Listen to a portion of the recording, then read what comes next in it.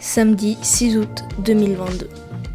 Alors on commence la journée en quittant Nouméa en voiture et on se dirige rapidement vers le parc provincial de la Rivière Bleue.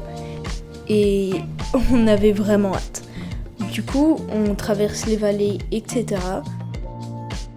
Et là, on arrive. Donc le terrain était un peu boueux, mais ça allait. Et du coup, on pose nos affaires au camp des Kaori. On voyage un peu et là, on loue des vélos pour pouvoir faire une petite randonnée. C'était vachement beau, il y avait le lac et tout, et même s'il faisait pas super beau, on a quand même vachement profité. À un moment, on s'est arrêté et on a profité de la vue pour observer la forêt noyée. Puis, on a repris le voyage et c'était vachement bien. On a ensuite fait une pause sandwich parce qu'on avait super faim. On a vu quelques oiseaux qui nous tournaient autour. Puis on a continué notre route et on s'est perdu pour aller voir le Grand Kaori. C'est un immense arbre extrêmement grand et massif, mais on a passé notre chemin pour continuer. Magnifique. J'ai pu faire quelques photos et on s'est passé à côté de la Rivière Bleue.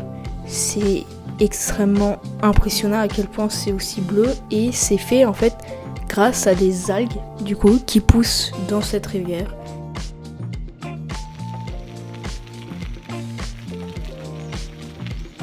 On a rendu notre vélo et on est retourné au camp des Kaori en voiture.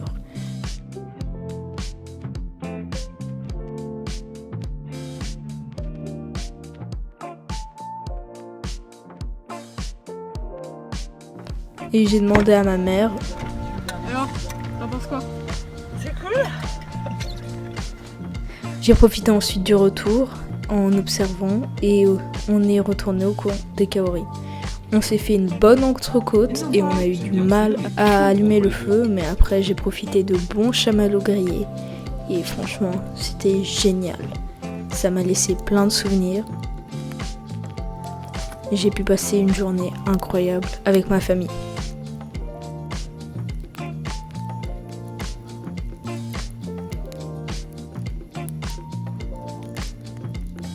En tout cas, c'était une super journée.